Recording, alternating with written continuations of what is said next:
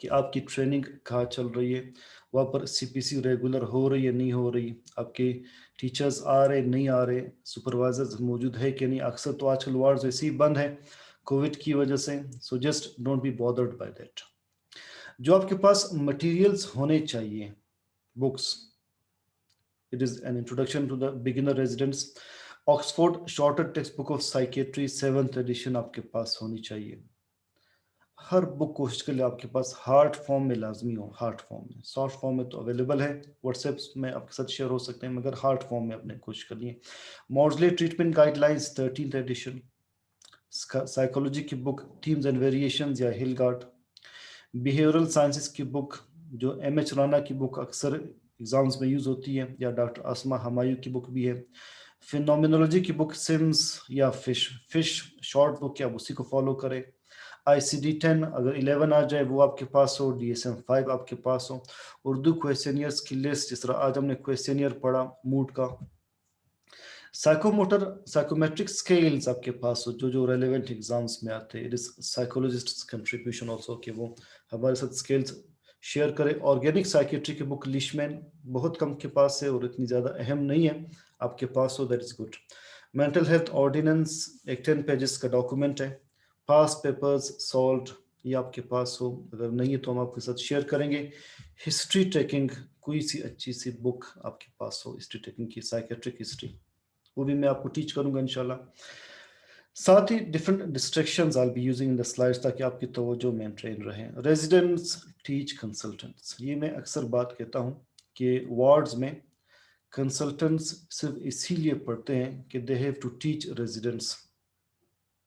सो लिहाजा इंटर्न हम ये कह सकते हैं कि रेजिडेंट्स टीच कंसल्टेंट्स। पूरी दुनिया में ये इसी तरह से है कि CPCs होते हैं, residents are assigned task and they have to do presentations. उन्हीं प्रेजेंटेशंस ही से कंसल्टेंट्स की CME हो रही होती है, उनकी आगे वो जो है वो इन टच रहते हैं अपने उस नॉलेज के साथ, जो कि अगर वो इन टच ना रहे हैं so soon they will be forgetting that. Try not to write on the board kindly.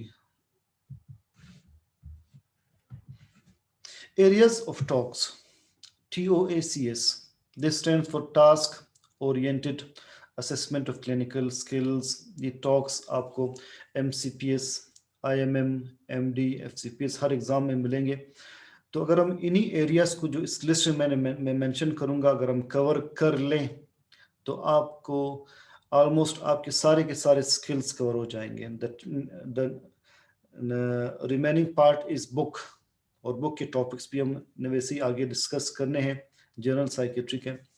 So emergency psychiatry में you must know how to manage neuroleptic malignant syndrome, management of serotonin syndrome, इन सब के materials आपके साथ share होंगे। Lethal catatonia, lithium toxicity को कैसे manage करते हैं, एल्कोहल डिपेंडेंस, ये सारे इमरजेंसी साइकेट्री के पार्ट्स है। Alcohol intoxication and withdrawal, delirium tremens, how to manage TCA overdose, organophosphorus poisoning, ये हमारे IM के एग्जाम में एक स्टेशन था। Management of extra pyramidal symptoms, management of tardive dyskinesia, management of status epilepticus, again it was a station in my IM exam. Management of a suicidal patient, management of a violent patient, violence was the station in part 2 exam. Non pharmacological interventions आपको आनी चाहिए, इनके stations होते हैं। Like आपने explain करना है exposure and response prevention in OCD, या thought stopping technique, deep breathing exercises, जो कि अगेन एंगर मैनेजमेंट का भी पार्ट है। हमारा एक स्टेशन था PMR, progressive muscle relaxation, part 2 exam में आपने एक पेशेंट को डिमॉन्स्ट्रेट करना था कि करते कैसे हैं। एंगर मैनेजमेंट मेरा एक स्टेशन था। सिस्टमिक डिसेंसिटाइजेशन, डिफरेंट फोबियाज में, एंजाइटी में कैसे करते हैं। रीएट्रीब्यूशन थेरेपी, सोमेटोफॉर्म डिसऑर्डर्स में, इन सब के क्वेश्चनियर्स इंशाल्लाह हमारे पास है। स्लीप हाइजीन आपने एक पेशेंट को एक्सप्लेन करनी एग्जाम में। देखिए बेशक आप साइकोलॉजिस्ट हो, आपके पास एक पेशेंट सिर्फ स्लीप की कंप्लेंट लेकर आए, तो आपने स्लीप हाइजीन पहले एक्सप्लेन करनी है, बाद में मेडिसिन एडवाइस करने हैं, ठीक है। मास्टर एंड जॉनसन टेक्निक ये एग्जाम में आता रहा है। सेक्सुअल डिस्फंक्शन, इरेक्टाइल डिस्फंक्शन में how can you explain the steps of master and Johnson technique.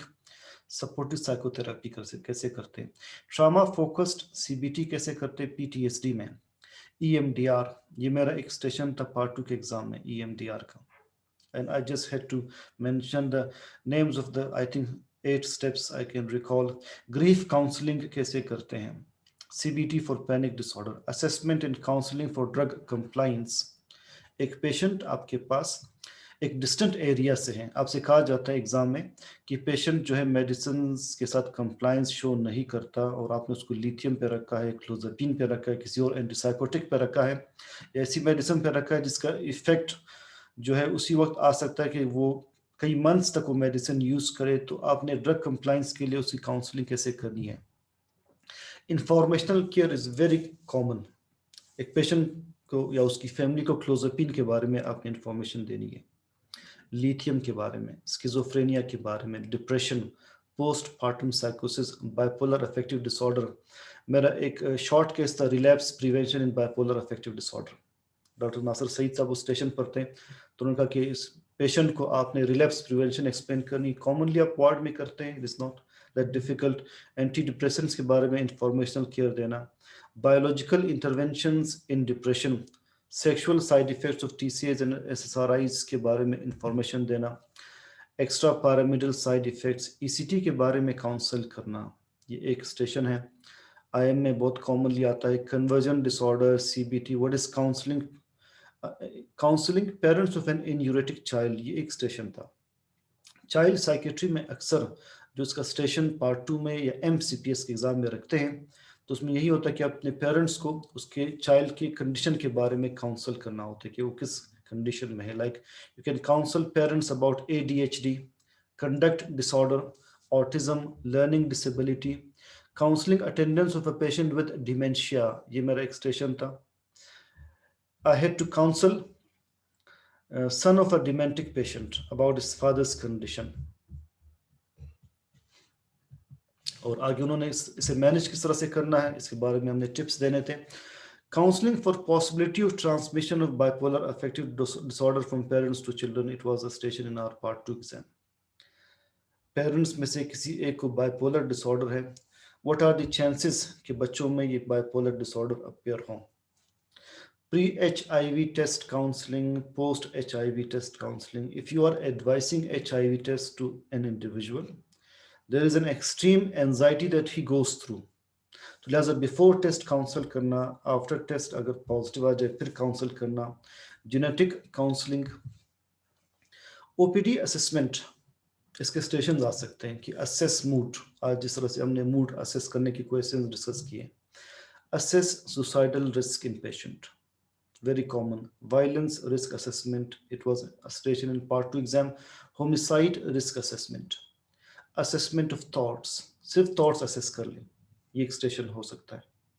Assessment for perceptual abnormalities, elicit symptoms of PTSD, it was a short case in my part 2 exam, elicit only symptoms of PTSD.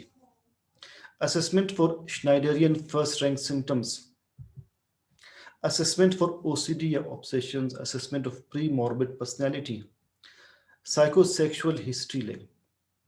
I have been mentioning कि मेरा एक senior इसलिए fail हुआ part 2 के exam में कि his patient was a case of morbid jealousy and he forgot to take psychosexual history.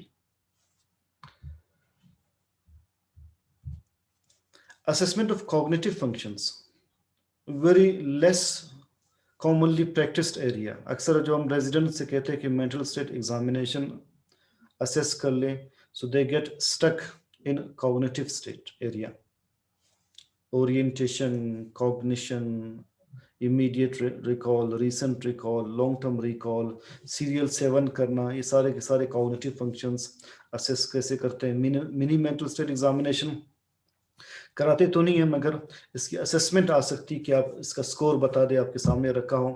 Elicit drug history या alcohol history, assessment for morbid jealousy, motivational interviewing, breaking bad news, very common in IM exam, assessment for diminished responsibility and assessment for diminished capacity, ये forensic psychiatry के साथ related है।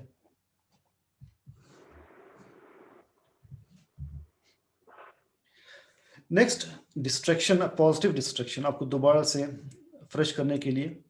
देखिए, आप जिस भी setup में काम कर रहे हो, साइकेट्री के वार्ड में या साइकोलॉजिकल एक इंस्टीट्यूट में, आपका मोटो ये होना चाहिए कि I am ready for every task assigned, ready for every sort of hectic routine of training. Remember, आपको ये दिन बहुत ज़्यादा याद आएंगे। आपने ये इस तरह से ट्रेनिंग नहीं गुजारनी कि बस ओहो सुपरवाइज़र तो आता ही नहीं, सीनियर्स में से कोई भी नहीं आता, कोई पढ़ाने के लिए होता ही नहीं, बस मैं ही वार्ड में होता हूँ, नहीं। कोई हो ना हो, आपने मौजूद होना है। कोई दिन ऐसा नहीं आएगा जिस दिन आपकी कोई लर्निंग ना हो, इसलिए कि आपने साइकेट्री तो हम टीचर्स से सीखते नहीं, साइकेट्री हमें पेशेंट्स सिखाते हैं। Patients are the best teachers. बस पेशेंट के साथ टाइम गुजारना, उसे सुनना, वो आपको ऐसे अल्फाज सिखाएगा कि आपको हमेशा याद रहेंगे। जो वर्डिंग्स सिम्टम्स की आपको नहीं आती, पेशेंट्स और उसके अटेंडेंट्स आपको बता देंगे, ठीक है। So always be ready for every sort of task assigned to you in a training institute. Next, medicine और न्यूरोलॉजी। आपने आईएम के लिए लाजमी आपकी रोटेशन होती है, 3 मंथ्स मेडिसिन, 3 मंथ्स न्यूरोलॉजी, तो उनके स्टेशंस रखे जाते हैं। आईएम में भी रखे जाते हैं, पार्ट 2 के एग्जाम में भी रखे जाते हैं। क्रेनियल नर्व्स एग्जामिनेशन आ सकती है, assessment for lobe function, frontal lobe assess कर लें, टेम्पोरल लोब असेस कर लें, ऑक्सीपिटल लोब असेस कर लें, पैराइटल लोब असेस करें। Motor and sensory examination, thyroid examination आ सकती है। Examining for diabetes complications, examining for cerebellar functions. Yesterday doctor Nasir Saeed का यूट्यूब पर एक लाइव वो उनकी वीडियो आ रही थी recently. PG was presenting formulation for the upcoming exam। तो सर ने ये कहा उनसे कि आपने लाजमी 3-4 चीज़ों को बिल्कुल भी मिस नहीं करना। उसमें एक था जनरल मेडिकल कंडीशन, तो सब्सटेंस अब्यूज़ का, सुसाइडलिटी का, होमिसाइडलिटी का और जनरल मेडिकल कंडीशन का आपने लाजमी पूछना है।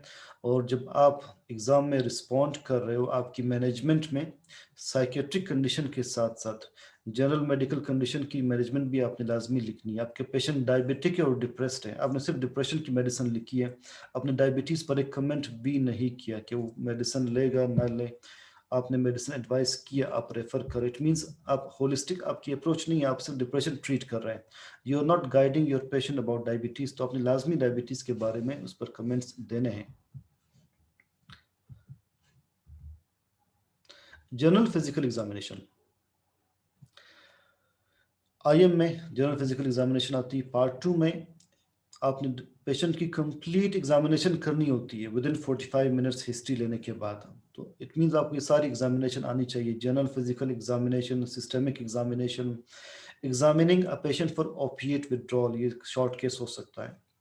Examining a case of eating disorder, मेरे अटेम्प्ट से पहले एक अटेम्प्ट में ये आया था, एक एनोरेक्सिया नर्वोजा की पेशेंट को रखा था। Examine, do the relevant examination. Examine a patient of IV drug abuse, examine a patient of alcohol abuse, examine a patient for extrapyramidal symptoms, and miscellaneous topics to be seen: dementia, delirium, multiple sclerosis, Parkinsonism, Wilson's disease, उसके psychiatric manifestations, neurosyphilis, normal pressure hydrocephalus, मेरा part 2 में short case था, NPH, normal pressure hydrocephalus, कि इसमें क्या consequences होते हैं। They develop incontinence, they develop dementia, acute dystonic reaction, tremors, metabolic syndrome theory में बहुत कॉमनली आता है हमारे पार्ट 2 में। ओबिसिटी का एक स्टेशन आईएम में रखा था और उस स्टेशन पर इकबाल अफरीदी साहब थे।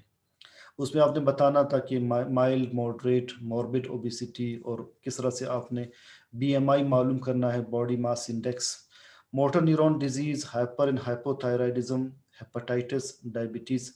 मेरा एक केस आईएम में हेपेटाइटिस का रखा था, and professor Mubashar Malik was the examiner and he asked to do the relevant examination. तो लिहाजा आपकी जो रोटेशन मेडिसिन वार्ड में हो, आपकी जो रोटेशन न्यूरोलॉजी वार्ड में हो, वो अपने वैसे ही छुट्टियों में नहीं गुजारनी, वह अच्छी खासी लर्निंग करनी है आपके एग्ज़ाम के लिहाज से।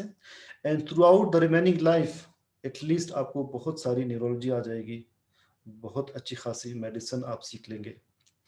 Diabetes, hypertension, HIV, SLE, Sheehan syndrome.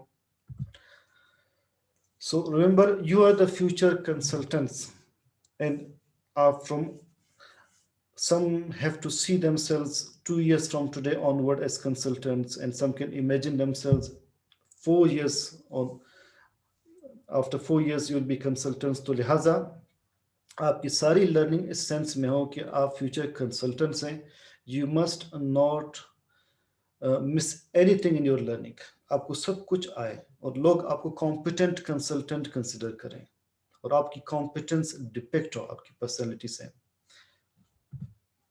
Recent advances आपने लाजमी देखने, लाइक इस साल कोविड-19 के साइकोलॉजिकल इश्यूज एग्जाम में एक्सपेक्टेड है कि आ जाए, उससे रिलेटेड कोई क्वेश्चन आ सकता है।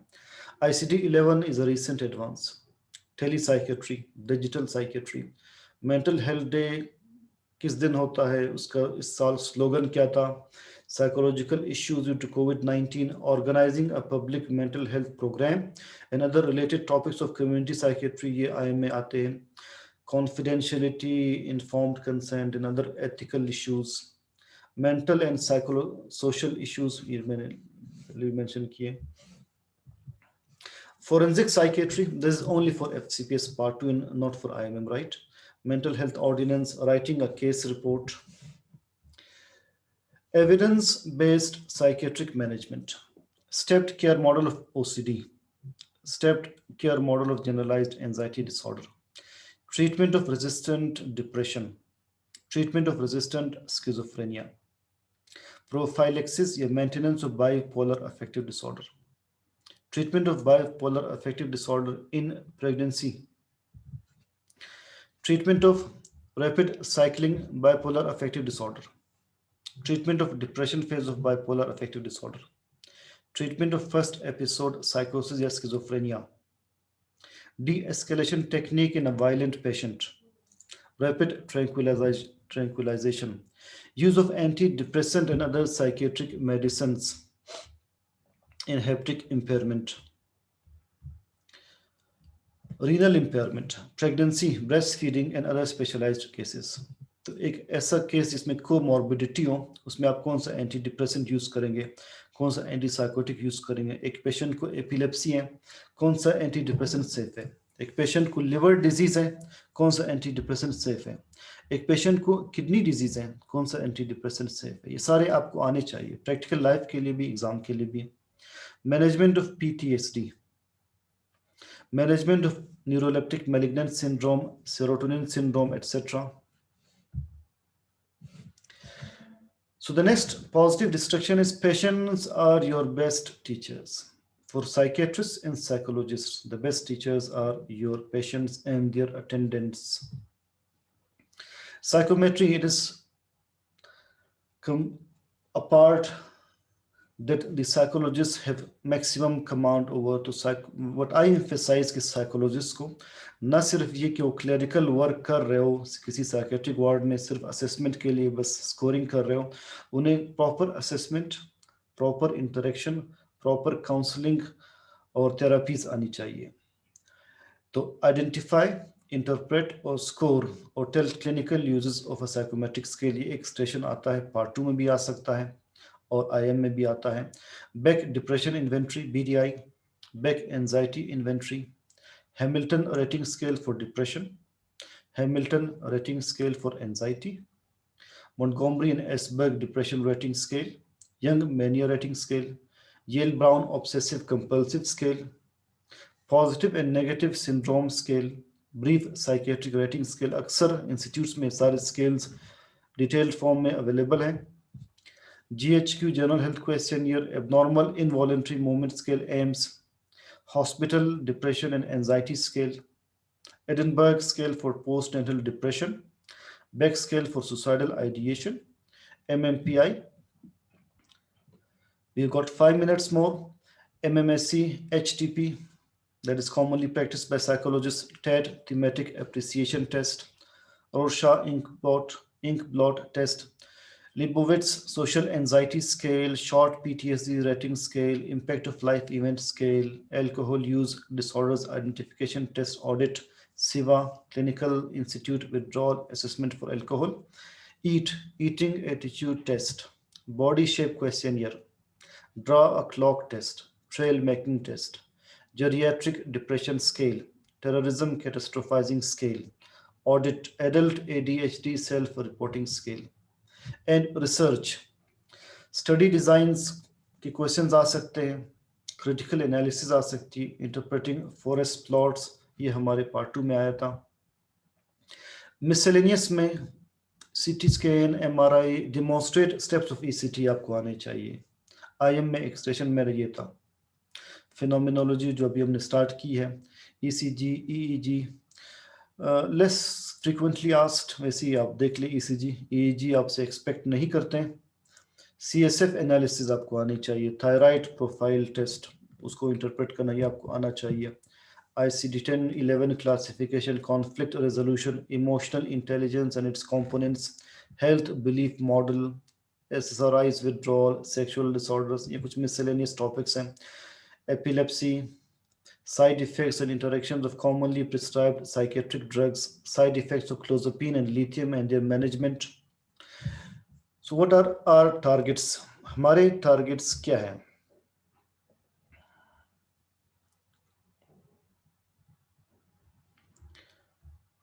I hope ये slides visible है आप सबके लिए।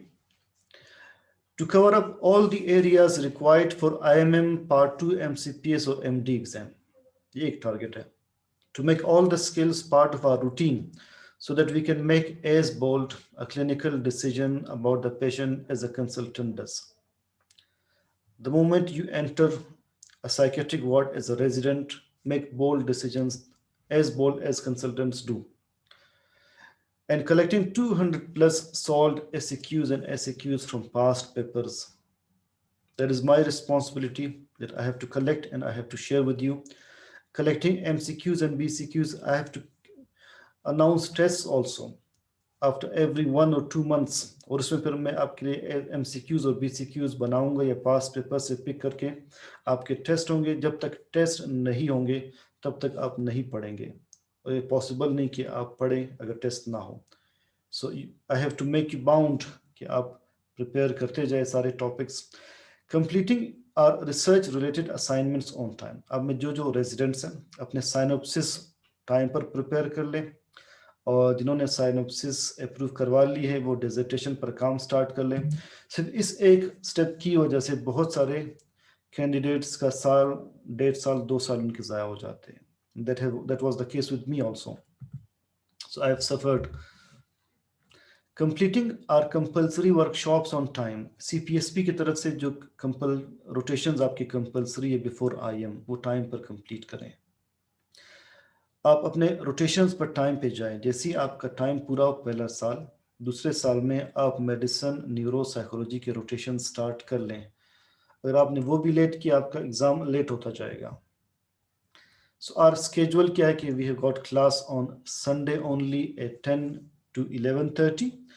Last 2 slides, other sources of learning. अपनी एक हैबिट बना लें, हर month BJP, British journal of psychiatry का रिव्यू आर्टिकल पढ़ने की हैबिट बना लें, ताकि आप रिसेंट एडवांसेस रिसर्च के साथ इन टच हों। Second, checking OPD patients, doing proper assessments and writing proper prescriptions according to guidelines. Be bold to see every OPD patient. हर एक से आप कुछ सीखेंगे। Also see ward patients, take proper and detailed history, doing relevant physical examination, advising required investigations and properly managing the patient. Her patient को आप ऐसे समझ ले कि जैसे वो आपका पार्ट 2 केस है। आपने असेसमेंट करनी है, इन्वेस्टिगेशंस एडवाइस करने हैं, और कंप्लीट हिस्ट्री के साथ फिजिकल एग्जामिनेशन सारी कंप्लीट किया करें, प्रॉपरली खुद ही मैनेज किया करें, and ensure your attendance in every academic activity. So that's all for today. I have mentioned my cell number and I'll be mentioning my page of Facebook on which you can communicate with me. मैं slides सारे आज ही groups में share करता हूँ, और बाकी ये कि अगर किसी ने ये लेक्चर मिस किया हो, I have announced कि soon I'll be uploading these videos on YouTube. तो जो भी चैनल बनेगा I will share with you all, ठीक है। तो ये आप बार बार फिर देख सकेंगे। आप मुझे फीडबैक मेरे नंबर पर या फेसबुक पेज पर दे सकते हैं, ताकि आपकी आइडियाज़ ही के मुताबिक हम आगे इसे कंटिन्यू रखें इंशाल्लाह। See you next time. Hopefully it was a useful session. I'll be responding to your chat questions also, inshallah. Take care.